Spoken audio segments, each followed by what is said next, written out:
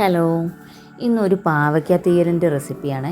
അപ്പോൾ അതിന് വേണ്ടിയിട്ട് ഞാൻ ആദ്യം കുറച്ച് തേങ്ങയും അതേപോലെ പെരുംജീരകവും ഉള്ളിയും കറിവേപ്പിലയും കൂടി വറുത്ത് മാറ്റി വെച്ചിട്ടുണ്ടായിരുന്നു. ഇത് നേരത്തെ കറിക്ക് വേണ്ടിയിട്ട് വറുത്ത് മാറ്റി വെച്ചിട്ടുള്ളതാണ്. അപ്പോൾ അതിൽ കുറച്ച് ഞാനെടുത്ത് ഫ്രിഡ്ജിൽ സ്റ്റോർ ചെയ്തതാണ്. അത് ഒട്ടും വെള്ളം ചേർക്കാതെ ഞാൻ മിക്സിയുടെ ജാറിലൊന്ന് അരച്ചെടുത്തിട്ടുണ്ട്. ഇനി അതേപോലെ ഒരു നാരങ്ങ വലുപ്പത്തിൽ പുളി വെള്ളത്തിൽ കുതിരാനായിട്ട് ഇട്ടിട്ടുണ്ട്. ഇനി നമുക്ക് ഒരു ചട്ടി വയ്ക്കാം. അതിനുശേഷം നമുക്കതിലേക്ക് എണ്ണ ഒഴിച്ചു കൊടുക്കാം.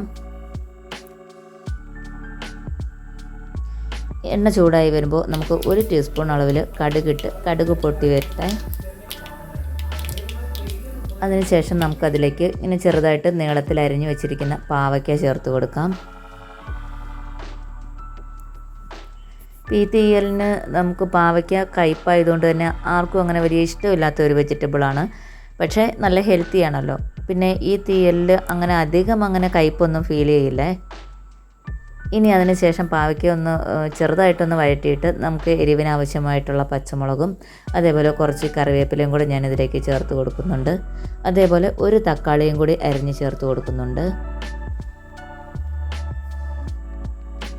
ഇനി നമുക്ക് ഇതൊന്ന് നന്നായിട്ട് വഴറ്റിയെടുക്കാം.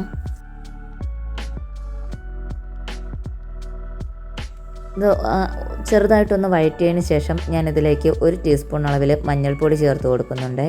അതിനുശേഷം കുറച്ച് വെള്ളം കൂടി ഒഴിച്ച് ഇതൊന്ന് നന്നായിട്ട് വെന്ത് വരുന്നതിന് വേണ്ടിയിട്ട് വെയിറ്റ് ചെയ്യാം.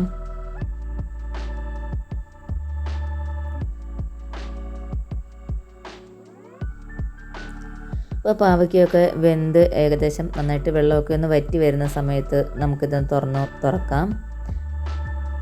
അതിനുശേഷം നമ്മൾ മിക്സിയിൽ അരച്ച് വെച്ചിരിക്കുന്ന അരപ്പുണ്ടല്ലോ, അത് ഇതിലേക്ക് നമുക്ക് ചേർത്ത് കൊടുക്കാം. അപ്പം ഞാനിത് ഇവിടെ അങ്ങനെ അധികം ആരും കഴിക്കാത്തത് കൊണ്ട് ഒരാൾക്ക് വേണ്ടിയിട്ട് മാത്രമാണ് ഉണ്ടാക്കുന്നത്. അതുകൊണ്ട് കുറച്ച് അളവിലേ ഉണ്ടാക്കുന്നുള്ളൂ. അപ്പോൾ ഇതിൻ്റെ അകത്ത് നമ്മൾ ഒട്ടും വെള്ളം ചേർക്കാതെയാണ് അരച്ചെടുത്തിരിക്കുന്നത്. ഈ അരപ്പ് നമ്മൾ ചേർത്തതിന് ശേഷം മിക്സിയുടെ ജാറ് കഴുകിയ ആ ഒരു കുറച്ച് വെള്ളം കൂടി നമുക്കിതിലേക്ക് ചേർത്ത് കൊടുക്കാം.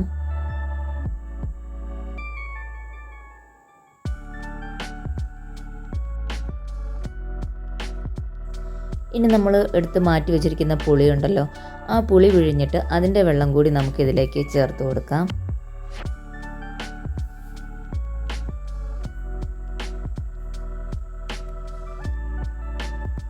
ഇനി നമുക്കതിലേക്ക് ആവശ്യത്തിനുള്ള ഉപ്പ് ചേർത്ത് കൊടുക്കാം.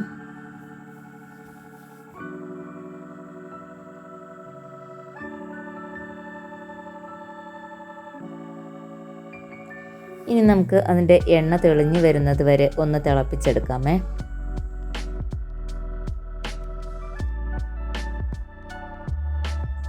അതിൻ്റെ ഗ്രേവി എത്ര തിക്കായിട്ടാണോ വേണ്ടത് ആ ഒരു സമയം വരുമ്പോൾ നമുക്ക് തീ ഓഫ് ചെയ്യാമേ.